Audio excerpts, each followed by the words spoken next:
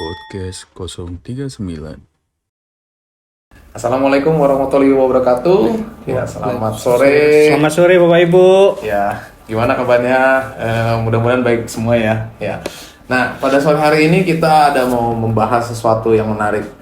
Kebetulan ini IG Live pertama di tahun ini, KPP 2022. Mungkin pertama kali kita mengucapkan selamat tahun baru untuk Bapak Ibu semua, kawan Pajak Punjer 2. Semoga makin sukses di tahun 2024 dan juga tetap sehat selalu.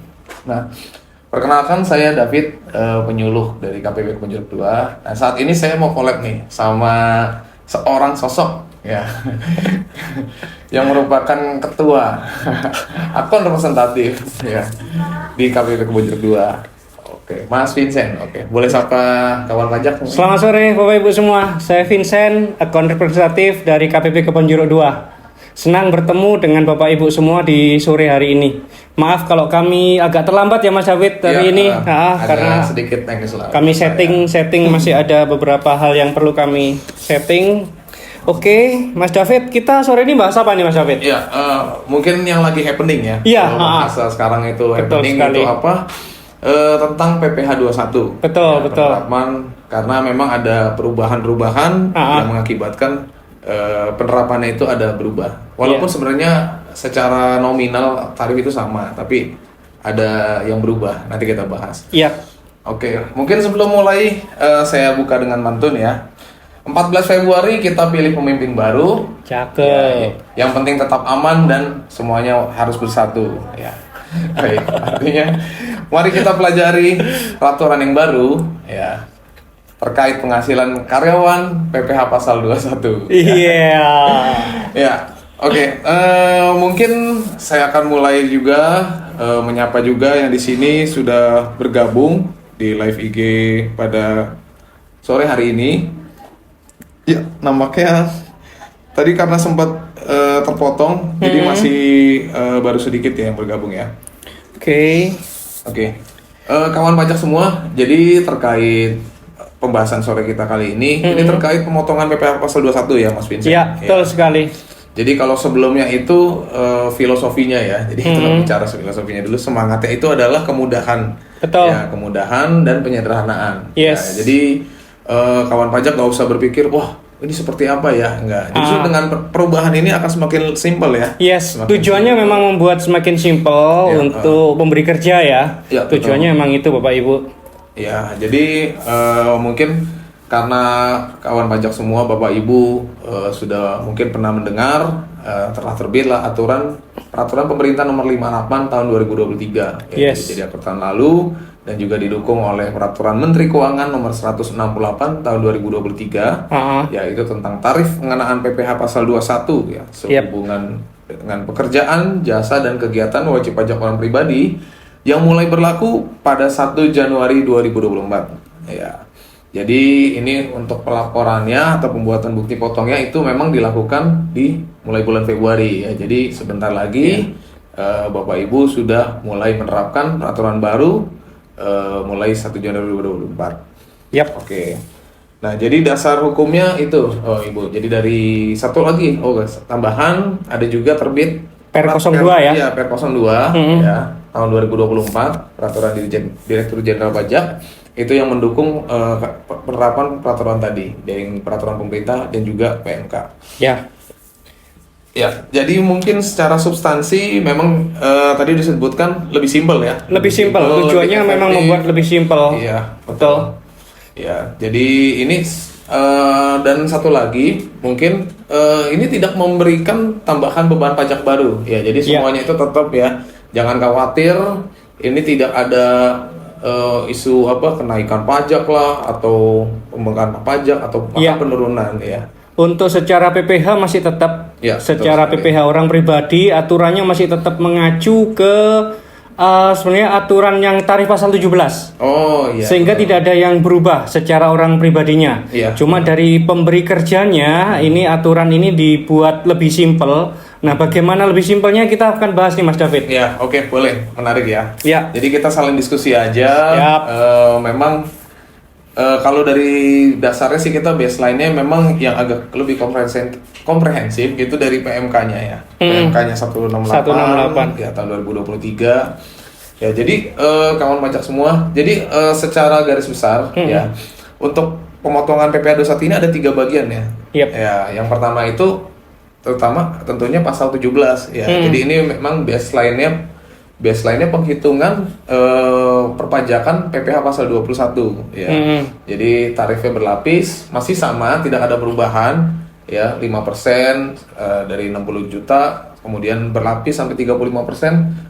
Itu untuk lapisan penghasilan 5 miliar ke atas ya. Jadi tidak ada perubahan terkait PPh pasal 21. PPh pasal 17 ini, sorry. Ya, itu kemudian itu yang pertama. Kemudian yang kedua, nah ini nih yang menarik, ini yang berubah ya, banyak berubah, itu adalah dikenalkan namanya TER. Ya, TER ini bukan termometer atau apa ya. TER ini adalah tarif efektif rata-rata. Ya, jadi di sini ada 2 TER. Yang pertama itu tarif efektif bulanan, ya. Itu klasifikasinya nanti ada 3 golongan, ya, ada 3 lapisan, ya. betul. Dan itu dibaginya berdasarkan PTKP.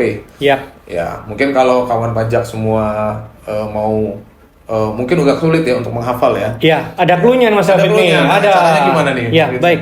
Jadi TER itu yang pertama itu Bapak Ibu harus melihat PTKP dari masing-masing pegawai. Ya, betul. Kuncinya PTKP. Ya, betul. Nah, PTKP itu kan ada banyak, TK0, TK1, K0, K1 dan sebagainya. Iya. Nah, ada 3 lapisan TER. Bapak Ibu itu perlu cuma mengetahui atau menghafal yang TER A itu cuma untuk PTKP TK0, TK1 dan K0.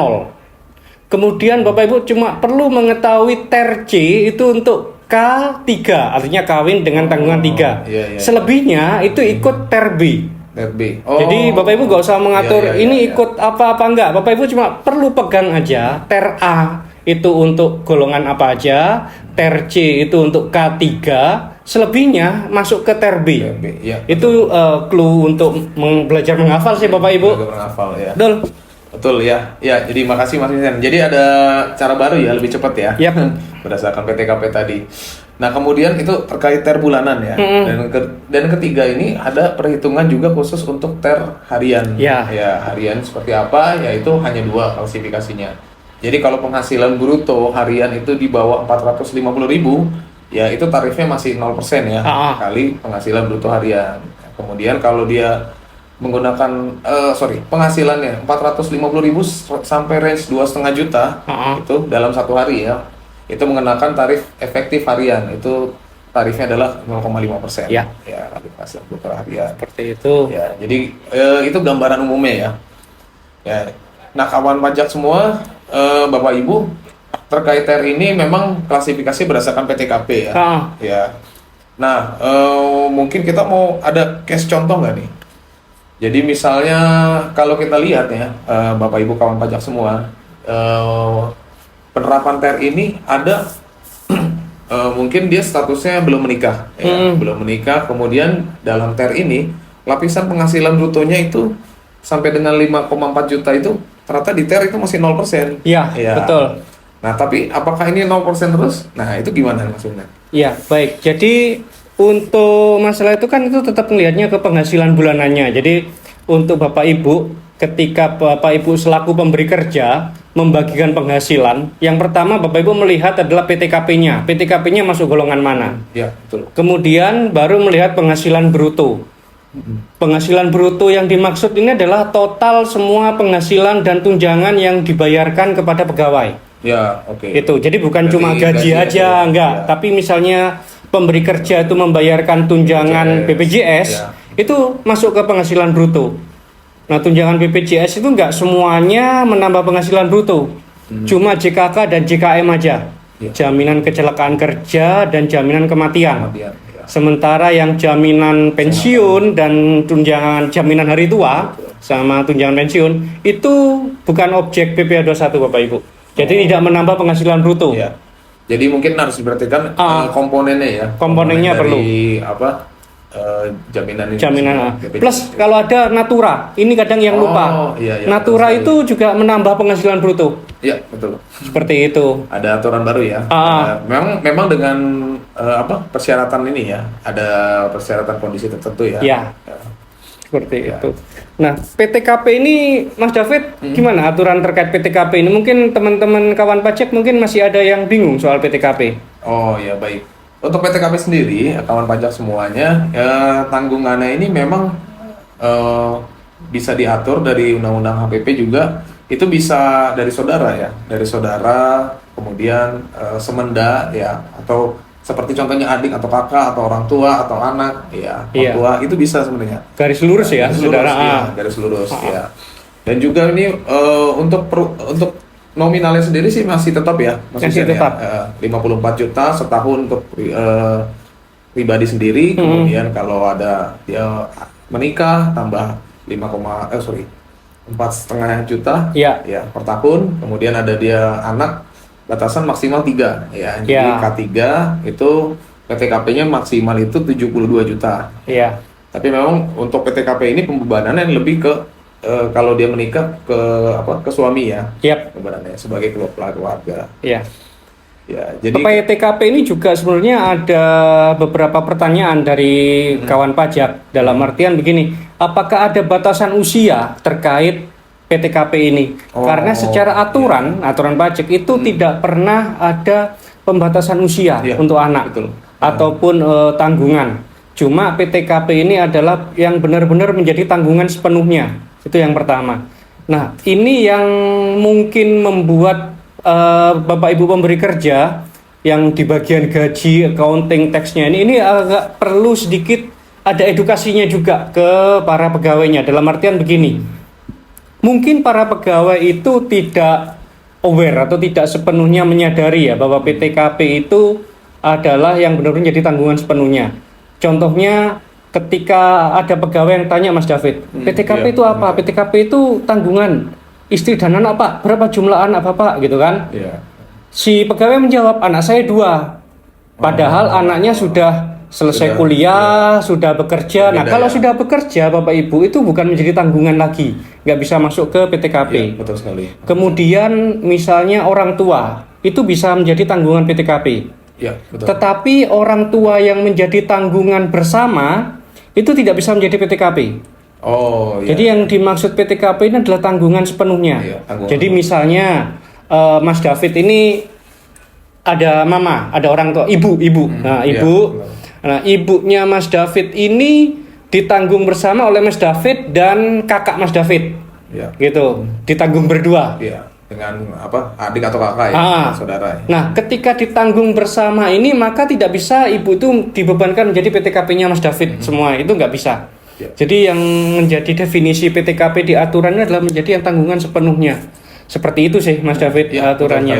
Wah, jadi kawan pajak semua mungkin dari PTKP sendiri kita perlu mengkelirkan ya, bagaimana cara penerapannya PTKP, dan juga terutama nih kawan pajak harap diinformasikan ke bagian mungkin HRD-nya, ke bagian pemberi kerjanya supaya PTKP-nya itu sesuai dengan kondisi yang sebenarnya. Ya, jadi ketika kawan pajak atau Bapak Ibu karyawan yang melaporkan SPT tahunan, ya itu tidak menimbulkan selisih-selisih, misalkan ada kurang bayar atau lebih bayar. Ya, betul ya. Nah, menariknya Mas David, PPh 21 itu tidak berhubungan langsung dengan perusahaan, dengan pemberi kerja.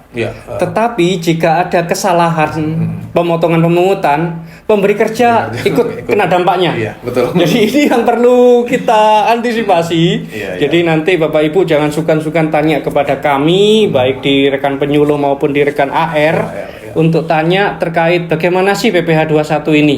Jadi memang tidak berdampak langsung kepada perusahaan. Kalau yang berdampak langsung misalnya PPN itu berdampak langsung ke perusahaan.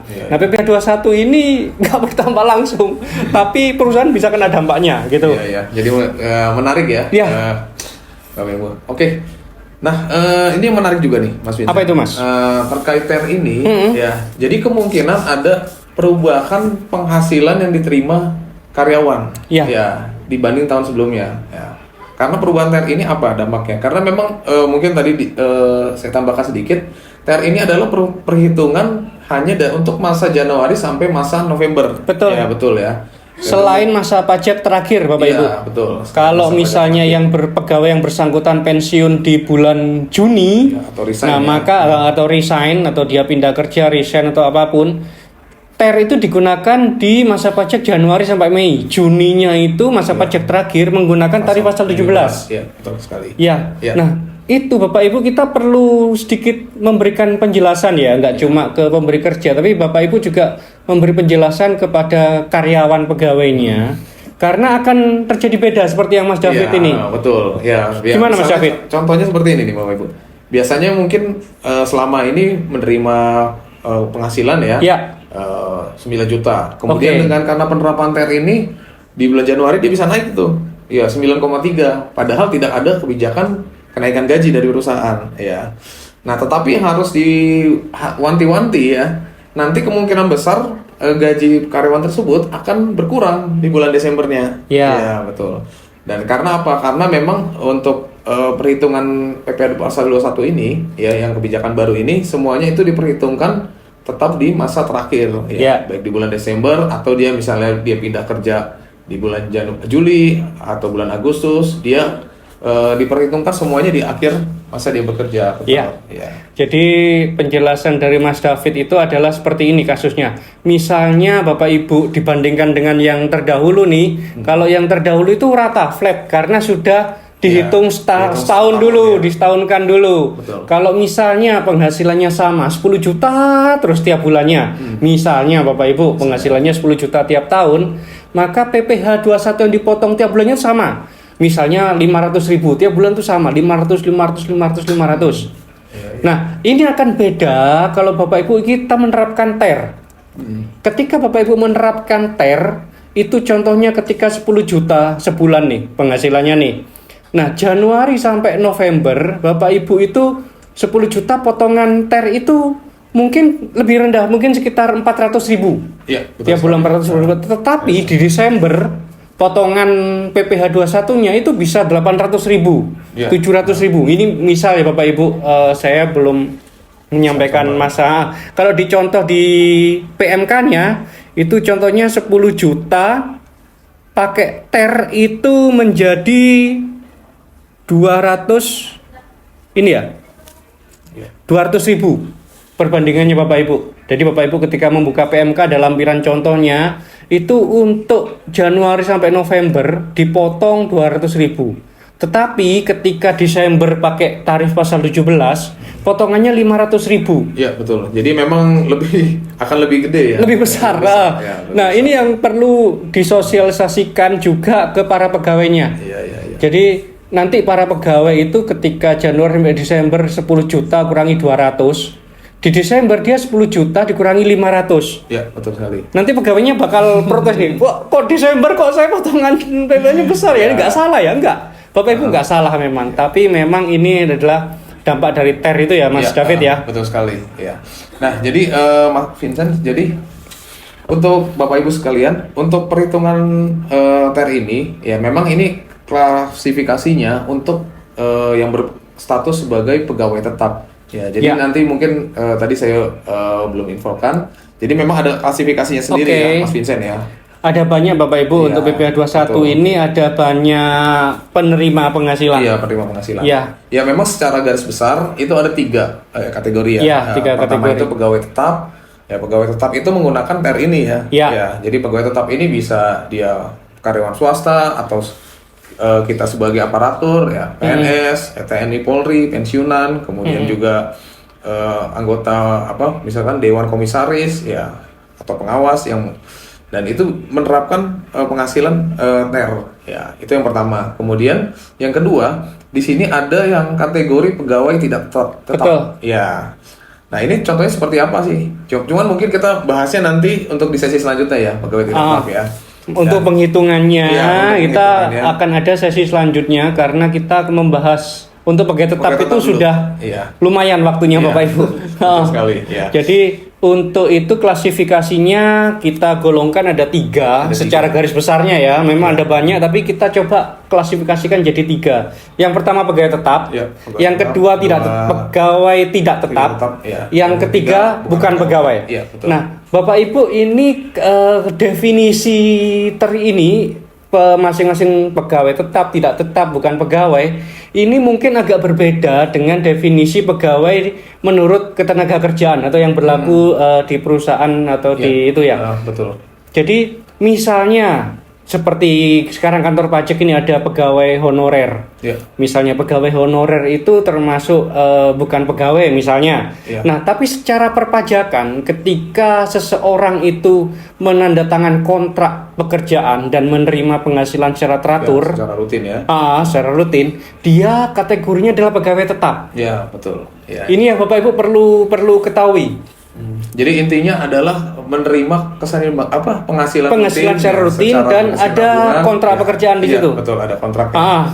Nah, yang pegawai tidak tetap itu adalah ketika dia tidak menerima penghasilan secara rutin dan tidak ada kontrak pekerjaan. Ya, betul. Contohnya nih, misalnya kantor pajak itu ingin membersihkan halaman atau mengecat gedung. Ya. Terus saya selaku admin dari KPP Admin kantor ya. pajak Ya. itu manggil tukang becak atau yang di depan kantor. Pak, mau nggak bersihkan halaman sama ngecat gedung? Ini Bapak lihat ya luasnya gedung. Oh, ini saya butuh 3 hari, 5 hari. Setelah itu selesai. Ya. Jadi Nah, itu kategori pegawai tidak tetap. betul.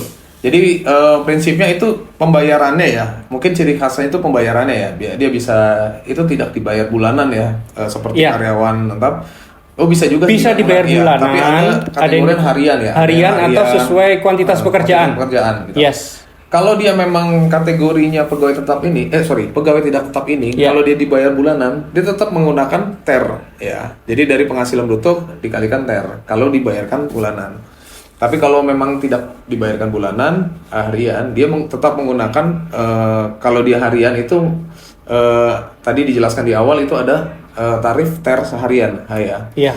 Kali penghasilan bruto, kemudian itu kalau kategorinya 2,5 juta ke bawah per hari, kemudian kalau dia di atas 2,5 juta per hari itu dia menggunakan tarif PPh pasal 17. Iya, betul. Ya, dikali 50%. Cuma kali 50% Iya. dulu Bapak Ibu. Betul. Dan tidak akumulatif ya ini. Iya, betul. Itu bedanya Bapak Ibu. Sekarang tidak berlaku akumulatif. Oh iya, itu. Cuman mungkin nanti pembahasan selanjutnya ya. Siap. Ya, Nah, dan- yang bukan pegawai itu golongan apa nih Mas Syafri? Nah, bukan pegawai ini jadi dia melakukan pekerjaan bebas ya, seperti misalnya dokter, Oke. ya, atau dia pegawai asuransi. Berarti ya. karena keahliannya. Karena keahlian, ya, Iya, betul. notaris, pengacara. Jadi misalnya Bapak Ibu Atau itu artis, ya, betul. misalnya. Bapak Ibu itu mengadakan perjanjian misalnya dengan pengacara atau menggunakan jasa notaris atau di kantornya ada dokter kantor gitu misalnya yang rutin itu. Nah, itu kategorinya adalah bukan pegawai. Ya, betul sekali. Ya, yang masuk bukan pegawai itu juga yang melakukan usaha.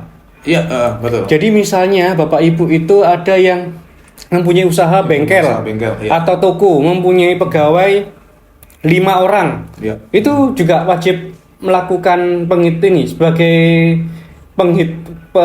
pemotong PPh 21 ya Pak ya? Iya, betul. Pemotong 21 ya. Ah. Jadi kuncinya memang kalau bahasa ininya perpajakan itu pekerjaan bebas ya. Jadi Iya. dan memang spesifikasinya itu memiliki keahlian tertentu. Oke. Oke. Dan sore ini kita khusus membahas pegawai pegawai tetap. tetap, ya. Karena menurut kami banyak pemberi kerja itu yang untuk melakukan transaksinya itu adalah pegawai tetap. Ya, betul sekali. Betul ya? Iya. Dan bagi Bapak Ibu yang ingin penjelasan terkait bukan pegawai atau pegawai tak tetap, monggo Bapak Ibu komen aja di Iya. di IG kami atau kirim like, nanti kami langsung kalau like-nya 100 besok kami langsung Iya. buat siaran lagi. Iya. Gua ayo.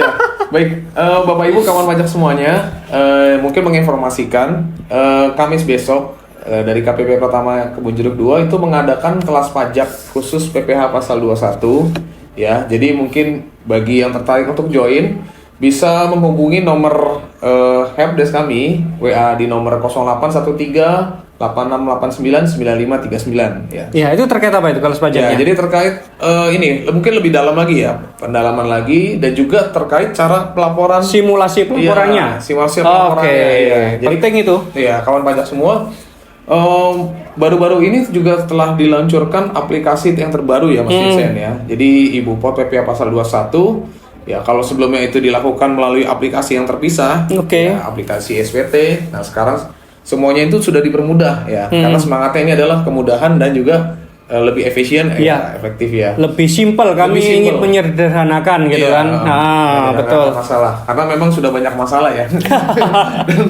dan kita perlu sederhanakan. Ini ya. malah curcol Pak Syafid ini. Ya, nah jadi untuk perhitungannya nggak usah khawatir nanti melalui aplikasi Ibu Pot PPA 21 Ya. ya.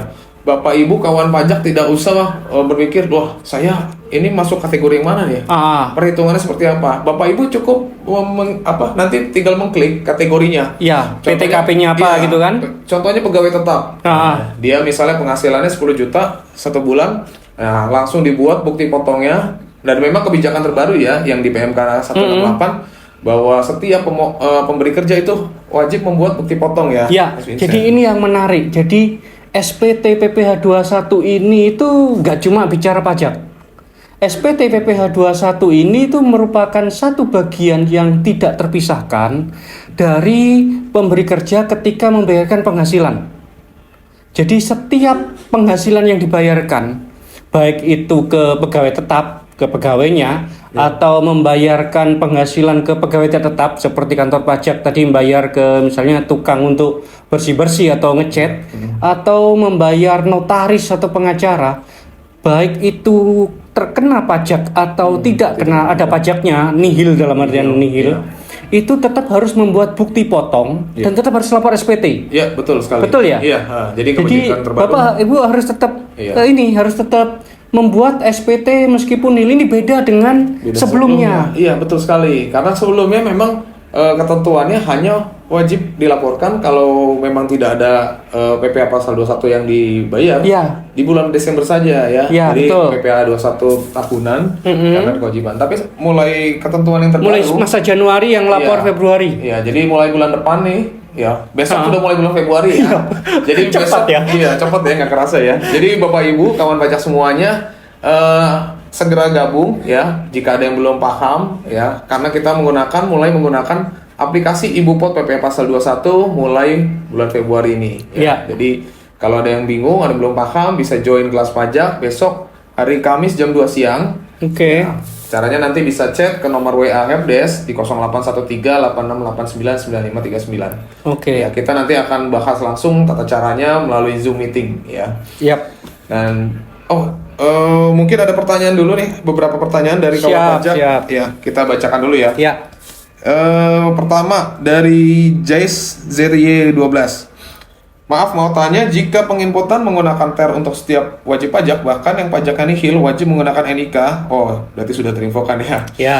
Jika Yang pertanyaan dong. Iya, jika NIK terbaca pada sistem DJP online, bagaimana cara melaporkan penghasilan tersebut? Oh, baik.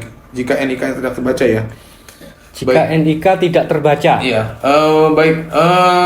Kawan pajak, Bapak Ibu sekalian, mungkin nanti untuk case khusus ini, ya nanti bisa WhatsApp ke helpdesk kami, ya. Karena memang untuk sinkronisasi NIK kita bisa men-trace juga ya. Yap. Ya, men-trace juga, dan juga kita ada live chat dengan Dukcapil. Ya. Jadi data perpajakan itu di semua web nanti pelaporan itu kita terkonek dengan data Dukcapil. Iya, betul. Ya, yang jadi masalah ketika disampaikan ini, ketika nginput data NIK, tapi nggak terbaca di servernya Dukcapil. Mungkin Iya. kita perlu sinkronisnya itu gimana Mas David? Iya, Mas David? jadi mungkin nanti kita akan koordinasi pertama mungkin dengan IT kantor pusat juga ya. Iya. IT kantor pusat kita istilah internal kita itu adalah lasis ya. Lasis. Lasis. Untuk memunculkan nick tersebut Memunculkan ke nick tersebut. server Dukcapilnya supaya connect Bapak Ibu. Iya, dan Jadi hubungi aja kantor pajak. Iya, jangan sungkan-sungkan kalau bingung segera hubungi ya. Karena ini kan batas pelaporannya memang masih tanggal 20, tapi ikan gabus lebih cepat lebih bagus. Ya, jadi supaya nggak terlambat. Ya, oke. Mudah-mudahan bisa membantu ya jawabannya. Ya. Akun Jais ZY2. Baik. Kemudian ini ada pertanyaan dari Dintan Setio. Untuk teknis penginputan yang karyawan berhenti di tengah tahun dan terima kompensasi bagaimana ya? Ya. Oh, oke. Nah ini, jadi pertanyaannya bagus Bapak Ya, Ibu. ini baru kita mau bahas nih. Nah, kita Yang mau menarik bahas ya. ini. Oke. Jadi di penghitungan PPh 21 sesuai PMK 168 dan Per 02 2024 itu ada yang penghasilannya itu disetahunkan. Ya, betul. Penghasilan netonya itu disetahunkan, ada yang tidak disetahunkan. Ya, Nah, jadi ada dua Bapak ya. Ibu cuma perlu menghafalkan yang disetahunkan saja, itu cuma ada 2 kategorinya. Iya. Yang disetahunkan itu menurut catatan saya, saya udah nyiapin catatan kayak Iya. catatan ibu belanja saya nih. Jadi yang disetahunkan itu cuma ada 2. Yang pertama itu adalah ketika mulai bekerja tengah tahun dan timbul kewajiban itu juga di tengah tahun. Oke, iya. Ya, itu yang pertama. Jadi contohnya ini adalah Ini wajib pajak dalam negeri ya.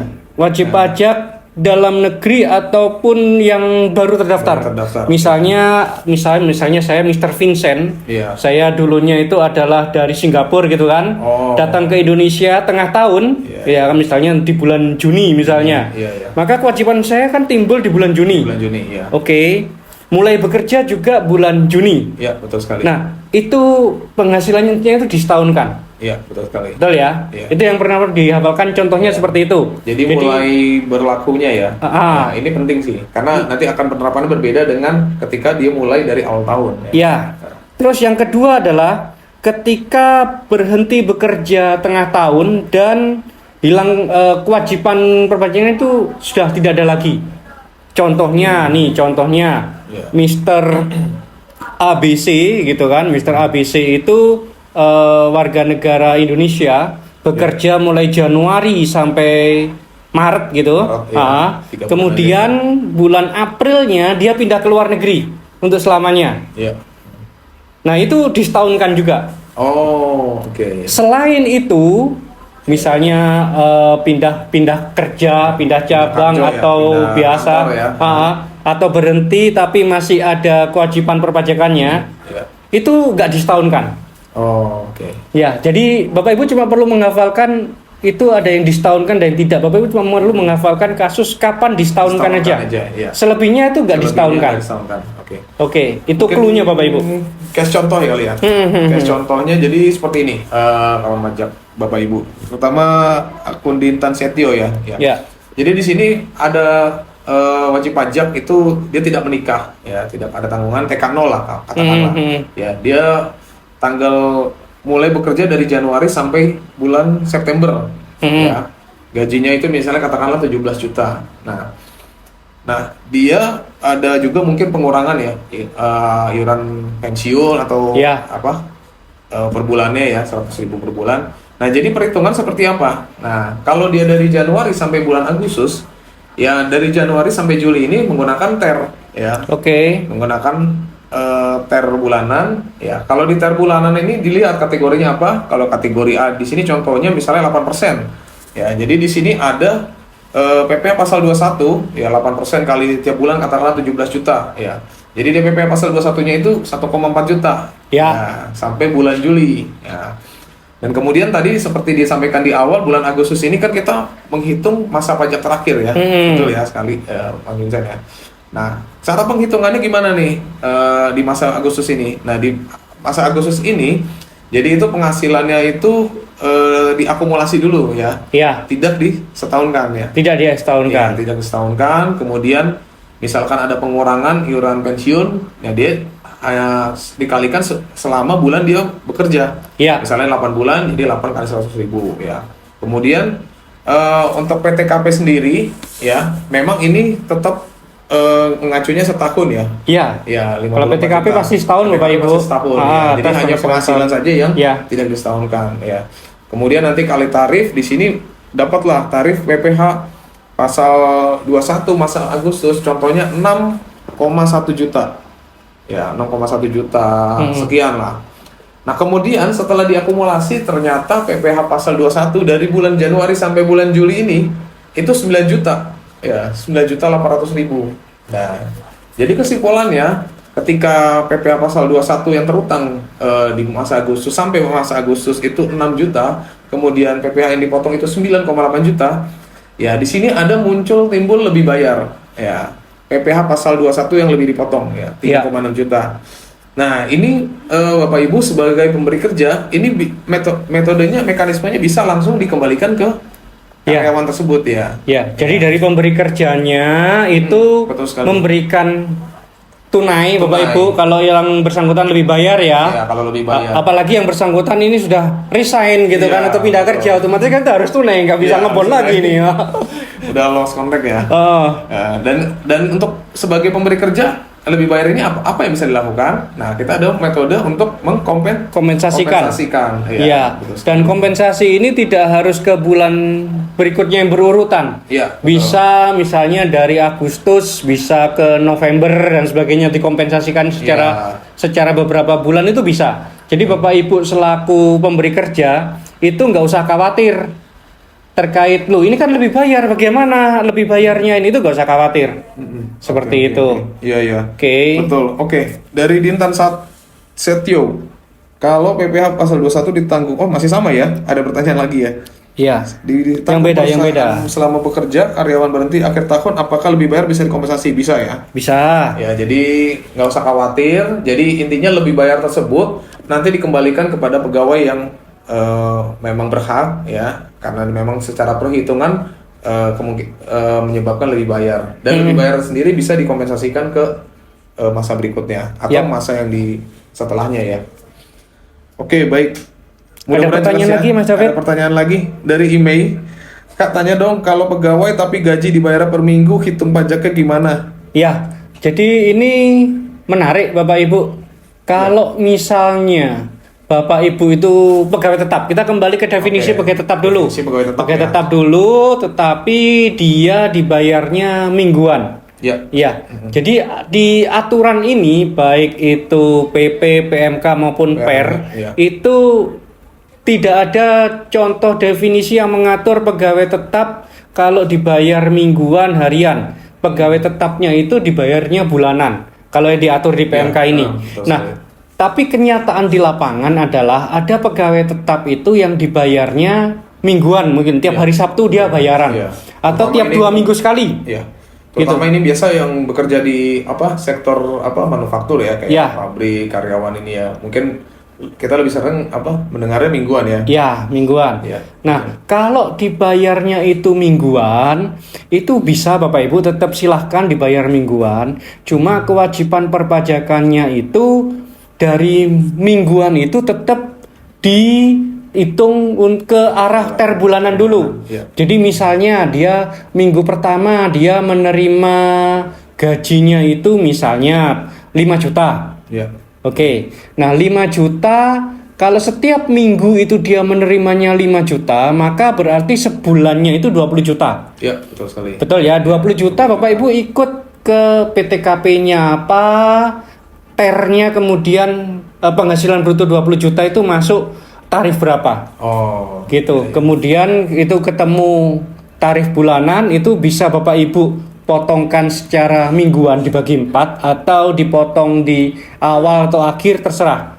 Tapi pada prinsipnya adalah secara aturan itu DJP tidak membatasi apakah penghasilan untuk pegawai tetap itu dibayar harian, mingguan, bulanan. Intinya adalah penghitungannya tetap bulanan. Iya, betul. Ya. Jadi seperti itu. Klasifikasinya tetap pegawai tetap ya. Iya, pegawai tetap. Kalau cara pembayarannya itu, jadi memang tambahkan sedikit ya maksudnya. Mungkin tadi kan disinggung di awal, kalau pegawai tetap itu tetap ciri khasnya ya. Jadi ciri khasnya itu adalah dia mempunyai kontrak. Ya. Kemudian dia penghasilannya rutin dan teratur setiap bulan dan teratur penanggungan. Nah, dan kalau memang tadi ada kita singgung sedikit terkait bayarannya harian ya harian itu memang kategorinya untuk pegawai tidak tetap ya. Jadi kalau tadi pertanyaan pegawai tetap mengacunya TR bulanan ya. Nah, jadi kalau pegawai tetap itu penghitungannya tetap mengacu ke TR bulanan. Seperti itu. Ada pertanyaan lagi nih Mas David? Ya. Pertanyaan lagi, ayo. Jangan sungkan-sungkan. Oke, sambil menunggu pertanyaan nih Mas David. Ya, kita boleh. Ini ada lagi yang ada. Menarik. Jadi gini, yang menarik dari sini tadi menyambung salah satu pertanyaannya adalah ketika ada pegawai yang pindah kerja di tengah tahun. Iya, betul. Nah, itu ada beda contoh penghitungan kalau kita lihat PMK-nya. Jadi ada contoh penghitungan ketika pegawai tersebut memberikan bukti potong dari kantor sebelumnya dan ada pegawai yang tidak memberikan bukti potong ke pemberi kerja selanjutnya. Betul. Ya, nah itu ada dampaknya. Dampaknya kalau yang Bapak Ibu itu bagi yang misalnya Mas David. Mas David ini di bulan Januari sampai bulan April itu bekerja di PTA. Ya. Oke. Gajinya 100 juta anggapannya total Januari sampai April gitu kan. Kemudian 1 Mei dia resign, Mas David resign. Iya. Terus baru Mas David cari-cari pekerjaan, baru dapat pekerjaan di bulan Juli. Oke. Juli sampai Desember itu melanjutkan di PTB, bekerja di PTB. Iya, betul. Ya. Iya. Nah, seharusnya adalah Mas David ini memberikan bukti potong dari kantor A diberikan ke yang kantor B. Kantor B, betul sekali. Untuk kemudian digabung menjadi bukti potong setahun A1 ketika Desember. Oke. Nah, ini ada contoh yang berbeda penghitungannya. Ketika pegawai itu tidak memberikan bukti potong, ketika Mas David tidak memberikan bukti potong dari PTA, maka yang terjadi adalah penghitungan di PTB-nya itu penghitungannya Mas David bisa saja, ini kalau contoh sesuai di PMK ya Bapak Ibu ya, contoh angkanya itu Mas David bisa LB di Desember. Ya, betul. Tapi dampaknya adalah di SPT orang pribadinya Mas David, SPT tahunannya itu akan menjadi kurang bayar. Iya, betul sekali. Karena Mas David harus menggabungkan penghasilan di PTA dan PTB di SPTUP-nya. Iya, betul sekali. Ya. Ya. Ini yang perlu diperhatikan juga adalah karena pegawai itu cuma saya kan sudah dipotong oleh kantor saya, maka yang saya perlu laporkan cuma dari PTB saja di SPTUP-nya. Padahal data gaji sekarang masuk ketika sudah terdata NIK-nya, NPWP, data itu masuk ke sistem kami. Maka kantor pajak nanti bisa menyurati Mas David ini loh kurang yang PTA belum dilaporkan gitu loh, harusnya kurang bayar nih gitu kan. Itu kalau Mas David tidak memberikan. Tapi kalau Mas David itu memberikan dari PTA diberikan ke PTB, maka di bulan Desember itu penghitungan PPh-nya itu langsung kurang bayar. Tapi di SPT-nya Mas David itu nihil karena sudah diklopkan oleh PTB. Iya, betul sekali. Betul ya Mas David ya. Ini yang harus diperhatikan karena pegawai itu takutnya menganggap bahwa saya kan sudah dipotong oleh kantor, maka perpajakan saya sudah selesai. Enggak selesai kalau Bapak Ibu pegawai, dari sisi pegawai tidak memberikan bukti potong yang sebelumnya ke pemberi kerja setelahnya gitu. Jadi memang semangat TER ini penyederhanaan ini lebih impact-nya ke sini ya. Iya, jadi banyak case memang selama ini banyak pegawai pindah resign, kemudian karena memang tidak ada pengaturan untuk membuat bukti potong ya, penegasan ya. Dan di PMK ini dan juga di Per 2 2024 itu sudah ditegaskan bahwa setiap pemberi kerja ketika ada karyawannya berhenti bekerja itu memang harus wajib membuat bukti potong. Membuat bukti potong sampai bulan dia berhenti bekerja. Kemudian menyerahkannya kepada pegawai. Karena ini adalah pegangan pegawai ya, pegangan pegawai supaya diserahkan kepada PT perusahaan barunya dia. Ya betul. Jadi memang nanti impactnya pasti ke pegawai ya, kasihan ya. Jadi kalau dia tidak menyerahkan bukti potong, memang statusnya lebih bayar dan dia bisa bahkan bisa dikembalikan ya, kompensasikan. Tapi ketika dia melaporkan SPT tahunan, dia akan mengalami kurang bayar yang cukup besar dan karena dia tidak dipotong oleh kantor. Jadi intinya pajak itu nggak kemana-mana sih ya. Kalau nggak dipotong kantor, ya ditanggung oleh pemberi kerja. Jadi kalau kita simpulkan Bapak Ibu untuk pegawai tetap ya, sekali lagi untuk ini itu tapi kalau kita mundur kilas baliknya dulu dengan aturan PPh 21 ini Bapak Ibu itu perlu bisa membedakan transaksi penghasilannya dulu. Apakah oke, ini itu pegawai tetap, pegawai tidak tetap, atau bukan pegawai. Jadi harus Bapak Ibu harus bisa mengklaster atau menggolongkan ketiga transaksi ini penghasilannya itu masuk ke bagian mana. Kalau masuk ke bagian pegawai tetap, maka seperti yang sudah kita bicarakan ini tadi. Jadi ada TER bulanan untuk pegawai tetap. Nah, pegawai tetap itu ada pertama yang dilihat adalah PTKP-nya. PTKP-nya berapa? Karena itu akan menentukan lapisan golongan TER A, TER B atau TER C.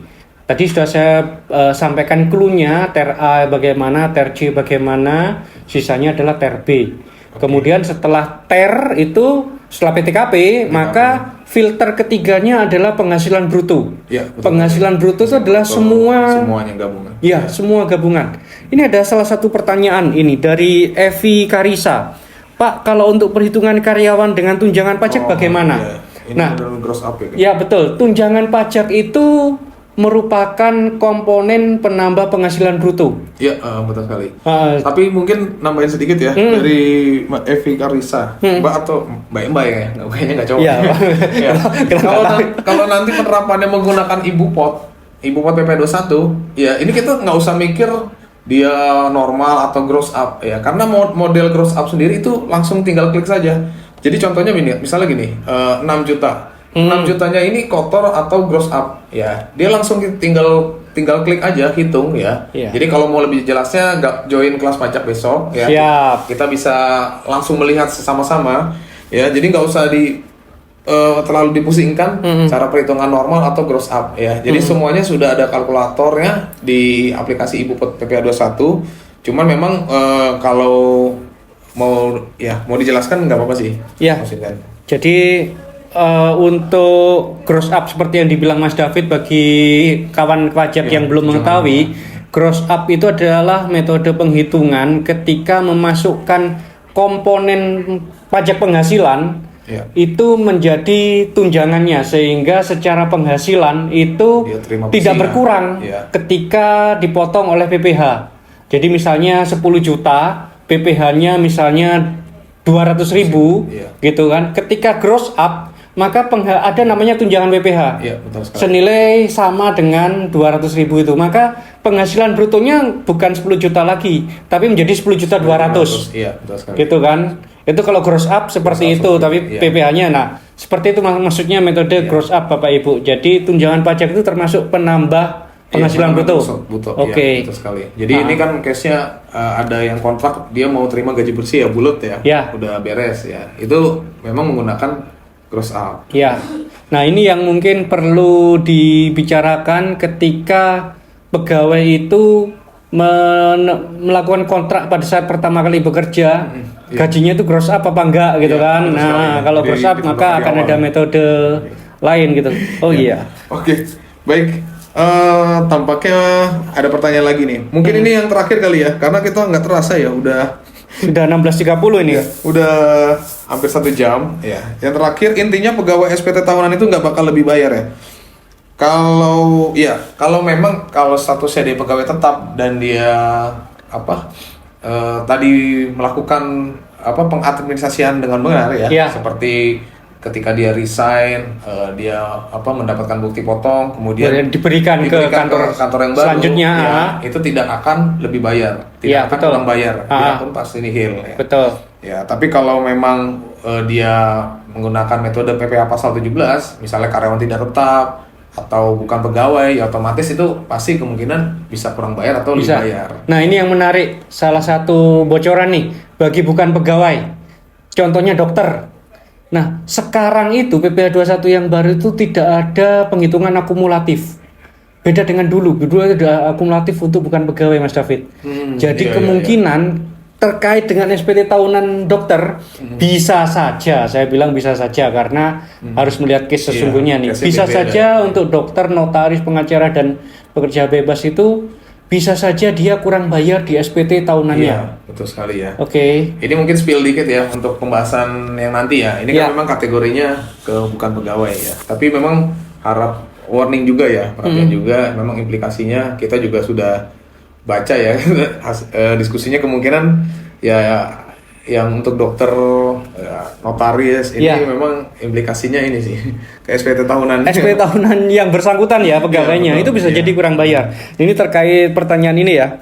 Satu lagi saya tambahkan, misalnya pegawai tetap itu menerima penghasilan dari PT-nya yang tidak teratur itu menambah. Dalam artian begini, misalnya Mas David bekerja di PTA. PTA di bulan Agustus itu mengadakan lomba catur Agustusan. Oh ya. Nah, Betul. hadiah itu untuk umum. Mas David yang pegawai dari PTA juga ikut meramaikan, ikut lomba catur. Iya. Nah, ternyata Mas David itu jadi juara satu.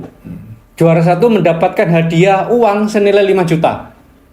Nah, bagi Mas David yang pegawai tetap dari PTA, kemudian gajinya misalnya 10 juta misalnya, Iya. kemudian menang lomba yang diadakan oleh PTA, mendapat hadiah 5 juta misalnya.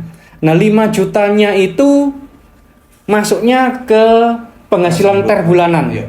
Jadi secara ter bulanan Mas David nanti bukan dipotong 10 juta tapi 15 juta. Iya, betul. Ini termasuk bonus-bonus lainnya juga ya maksudnya? Sama, Kayak THR semua ya. itu juga seperti itu. Jadi di bulan tersebut Iya. itu penghasilannya itu akan mengacu ke penghasilan brutonya. Jadi kalau ada Iya. penghasilan lain itu nambah. Sebaliknya kalau misalnya nih juara satunya Mas David, juara duanya ternyata warga sekitar situ yang bukan pegawai tetap itu ikutnya ke peserta kegiatan. Oh, iya. Jadi memang ada Ada perbedaan, ya. ada perbedaan Betul, iya. metode ini. Iya, Ini iya. yang perlu dijelaskan ke pemberi kerja ini. Iya. Betul. Oke, jadi kalau peserta kegiatan memang langsung nggak memakai TER ya, tapi langsung penghasilan bruto pasal 17. Langsung dari pasal 17. Jadi misalnya dia menang lomba seperti Iya, Mas David 5 juta. catur 5 juta gitu, langsung kali 5%. Iya. Tidak lihat PTKP, nggak lihat apa, pokoknya peserta kegiatan misalnya Bapak Ibu itu ikut menghadiri rapat atau apa, harus peserta yang hadir mendapat misalnya uang saku 1 juta misalnya, atau uang kehadiran 1 juta, itu langsung peserta kegiatan langsung dipotong tarif pasal 17, Mas. Ya, oke. Seperti itu. Makasih Mas Vincent. Mungkin Sama-sama. ada yang terakhir nih Mm-mm. dari Zahrial Yeni. Ya. Mm-mm. Dia menanyakan bagaimana metode mix. Misal, misal. Oh, bukan mix. Saya taunya mixu ya. Kita iklan, Mas. Enggak iklan ya. Enggak. Misalnya perusahaan menanggung PPh atas natura. Oh, ini miripin tadi ya. Tapi dia split, Oh, split ya? Jadi gross up tapi nggak full. Enggak full. Oh, dan sisanya karyawan yang menanggung. Oh, oke. Ya, nah sebenarnya secara teknik itu bisa. Jadi yang masuk tunjangan PPh tunjangan PPh itu adalah berapa yang dibayarkan oleh pemberi Iya. kerja, oleh perusahaan. Betul. Itu yang menjadi tambahan penghasilan bruto. Cuma untuk kalkulatornya apakah di web untuk Iya, PPh 21 itu iya. sudah ada, maksudnya kita bisa memasukkan yang gabungan tersebut atau harus memisah-misah dulu. Iya. Nah, kita harus melihat hari Kamis nih, kelihatannya Iya, mantap nih. Betul, ya. Ya. Mungkin nanti coba join di hari Kamis ya. Mas Zarial ini ya. Jadi mungkin ya apa sih? Ada sebagian gross up, ada sebagian yang Ya, yang di cross up itu yang sebagian, Mas, atas natura aja. Iya, atas natura aja. Iya. Jadi misalnya dapat misalnya uang makan Iya. atau uang transport misalnya, Transport, kan iya. gitu. Betul. Nah, yang ditanggung oleh pemberi kerja itu adalah sebesar uang transport 1 juta misalnya. Iya, Nah, iya. 1 juta itu aja yang nanti kalau ada PPh-nya dihitung, itu yang menjadi tunjangan PPh. Iya. Itu akan menambah PPh-nya. Cuma secara penghitungan itu bisa ditelusuri. Iya, Cuma bisa sih. secara kalkulator di Iya. web E21 kita harus melihat lagi nih aplikasinya. Betul. Ya. Hari Kamis ya Mas David ya. Hari Kamis pun. Oke. Makasih masukannya Zarial Yeni. Oke, ada lagi? Katanya tadi yang terakhir. Oh, dia yang terakhir ya. Waduh, obat ya. Ya udah. Oke, baik. Mungkin kita sudah bagian akhir ya. Iya.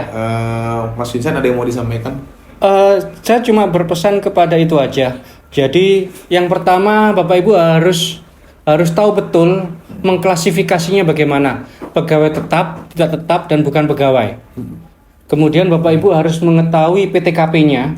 Ya. PTKP tiap pegawai. Yang ketiga penghasilan bruto. Jadi 3 aspek ini Bapak Ibu sudah bisa paham PPh 21 alurnya ya. secara alur keseluruhan. Betul sekali. Memang kalau dilihat dibaca satu persatu PMK aturannya, Bapak Ibu mungkin akan, ini kok banyak ya, ini kok seperti ini.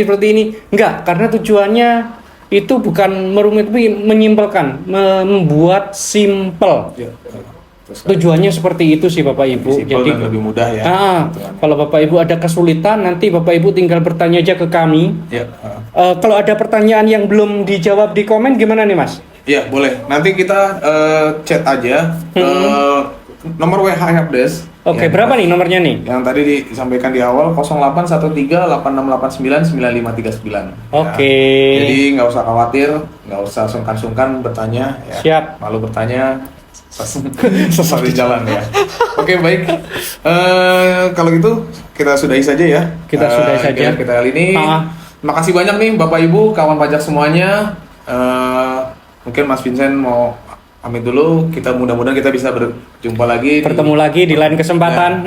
Karena banyak yang kita ingin bicarakan sebenarnya. Ya. Banyak Jadi menarik ya. betul di tahun 2022 maupun 2023 maupun sekarang itu banyak PMK baru, Ya, PP baru yang terbit. Jadi kalau Bapak Ibu juga pengen bertanya nih, Pak minta tolong dong dijelasin soal ini, soal ini, Bapak komen aja di sini. Komen aja di IG IG kita, ini, ya. Jangan lupa follow ya. Follow juga. kalau like-nya 100 langsung dibuatkan konten ya Mas David. Oke. Baik, akhir kata mungkin saya tutup dengan pantun. Rizky Febian dengan mahal ini sama-sama hebat dan merdu suaranya. Cukup sekian sampai di sini. Sukses selalu untuk Bapak Ibu semuanya. Ya, akhir kata, assalamualaikum warahmatullahi wabarakatuh. Ya, salam sukses untuk Bapak Ibu semuanya, kawan pajak semuanya. Oke, sampai ketemu lagi ya. Sampai jumpa lagi Bapak Ibu di lain kesempatan.